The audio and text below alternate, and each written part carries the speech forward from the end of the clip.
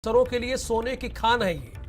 राज्य पेयजल स्वच्छता मिशन में अजगर बैठे हैं और ये बहुत जिम्मेदारी से भारत समाचार कह रहा है। वित्तीय सलाहकार ब्रजेश सिंह की ने अकूत संपत्ति कमाई है।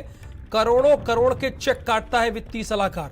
विभाग में वित्त नियंत्रक मौजूद लेकिन अधिकार नहीं है उसको। ब्रजेश सिंह के आगे पूरा विभाग सरेंडर है, नतमस्तक है। प्रतिनियुक्ति समाप्ति के बाद भी विभाग में जमा हुआ है और सबसे बड़ा सवाल यही है कि प्रतिनियुक्ति समाप्ति के बाद ये विभाग में कैसे है। सवाल तो ये है, ब्रजेश सिंह पर वित्त मंत्री सुरेश खन्ना मेहरबान हैं और कहते हैं ना, जब सैया भय कोतवाल तो डर काहे का। करोड़ों करोड़ के चेक काट देता है ये। ब्रजेश सिंह के आगे पूरा विभाग सरेंडर है, नतमस्तक है। और एक अहम बात जो आपको समझनी चाहिए, प्रतिनियुक्ति समाप्ति के बाद भी ये कैसे जमा हुआ है, ये बड़ा सवाल है। और भारत समाचार के स्टेट हेड वीरेंद्र सिंह इस वक्त हमारे साथ फोन लाइन पर मौजूद हैं। वीरेंद्र जी, आपसे सबसे पहले ये समझना चाहेंगे कि पेयजल मिशन कैसे सोने की खान बन गया है, और मेरा दूसरा सवाल ये है कि प्रतिनियुक्ति समाप्त हो गई उसके बाद कैसे विभाग में जमे हुए हैं। राहुल, देखिए, उत्तर प्रदेश में भ्रष्टाचार का जो पराकाष्ठा है वो राज्य पेयजल स्वच्छता मिशन में देखी जा सकती है। यहाँ पर ब्रजेश सिंह नाम का एक ऐसा अफसर तैनात है जो वित्तीय सलाहकार है। ये बहुत छोटा पद होता है और इस 3 साल के लिए प्रतिनियुक्ति पर ये आया हुआ था, लेकिन इसकी अवधि पूरी हो गई, प्रतिनियुक्ति समाप्त हो चुकी है, लेकिन ये आज भी विभाग में जमा हुआ है। और इस विभाग के मंत्री हैं सुरेश खन्ना।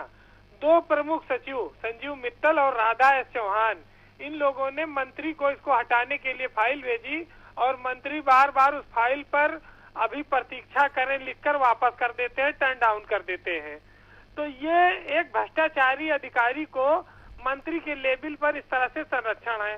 दूसरा, राज्य पेयजल स्वच्छता मिशन जो है, इसके अंतर्गत ये नमामि गंगे विभाग के अंतर्गत आता है और इसमें जो वाटर लाइन बिछती है, बेस लाइन सर्वे होता है, थर्ड पार्टी इंस्पेक्शन का काम होता है और ये लाखों करोड़ की योजनाएं यहाँ चल रही हैं। इस विभाग में वित्त नियंत्रक मौजूद है जो वित्तीय सलाहकार से बहुत ऊपर होता है, हायर लेवल का अफसर है, लेकिन उसको इस ब्रजेश सिंह ने ढक्कन बना के रखा हुआ है भ्रष्टाचार के चलते। ब्रजेश सिंह ने एक वित्तीय सलाहकार के पद पर रहते हुए करोड़ों की अकूत संपत्ति कमाई है। एक मेघत संस्था है जिसके लिए टेंडरों में हेरफेर की गई, तमाम नियम कानून तोड़े गए और उसको तमाम सारे काम दिए जाते हैं। सैकड़ों करोड़ के काम मेघत के पास है और ये भी आरोप लगता है कि ब्रजेश सिंह का मेघत के साथ साठगांठ है और पार्टनरशिप है, बैक डोर से उसमें करोड़ों अरबों की दलाली खाई जा रही है। तो सोने की खान बना हुआ है पेयजल स्वच्छता मिशन यहाँ के अफसरों के लिए। और सरकार ये कहती है कि हम गंगा को साफ करेंगे और लोगों को शुद्ध पेयजल उनके घरों में पानी पहुंचाएंगे, लेकिन भ्रष्टाचार की पाइपलाइन से ये पानी आ रहा है और यूपी में केंद्र सरकार के पैसे को लूटा जा रहा है। तो इतने बड़े बड़े महाभ्रष्टाचारी अधिकारी मौजूद हैं और इन पर कार्रवाई नहीं हो रही, बड़ी हैरत की बात है।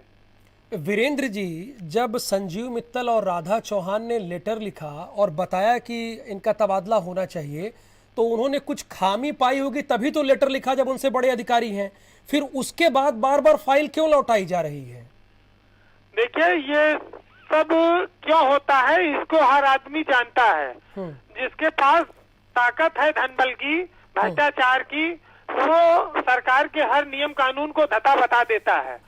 अगर सुरेश खन्ना ईमानदार मंत्री हैं, मुख्यमंत्री के बड़े विश्वास पात्र हैं, तो ऐसे भ्रष्टाचारी अधिकारी जिसकी कई सांसदों ने शिकायत की है, 2 प्रमुख सचिव जिसके लिए ट्रांसफर के लिए फाइल चलाते हैं, तो उसको सुरेश खन्ना उस फाइल को वापस क्यों कर देते हैं?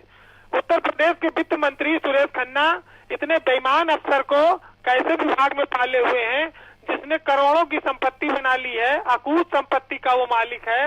उसके ऊपर इतने चार्जेस हैं कि उसने बाराबंकी से लेके आसपास के जिलों में, लखनऊ में बहुत सारी प्रॉपर्टियां खरीदी हैं। और इस ब्रजेश सिंह को महत्वपूर्ण बात यह है कि सुनील सिंह जो हिंदू वाहिनी, युवा वाहिनी के पहले प्रदेश अध्यक्ष हुआ करते थे, जो योगी सरकार के खिलाफ आजकल समाजवादी पार्टी में हैं, उनके ये रिश्तेदार भी बताए जाते हैं। इसमें सच्चाई क्या है ये तो छानबीन में आएगा, लेकिन जिस पेयजल स्वच्छता मिशन के तहत उत्तर प्रदेश में घरों में लोगों को पानी पहुंचाया जाना है, वो पूरी योजना लाखों करोड़ों की अधिकारियों की जेब में जा रही है। केंद्र सरकार जो पैसा भेजती है उसको कभी अधिशासी निदेशक से लेके वित्तीय सलाहकार तक और नीचे जो एनजीओ हैं, संस्थाएं हैं, ये खूब लूट रहे हैं और कोई देखने वाला नहीं है।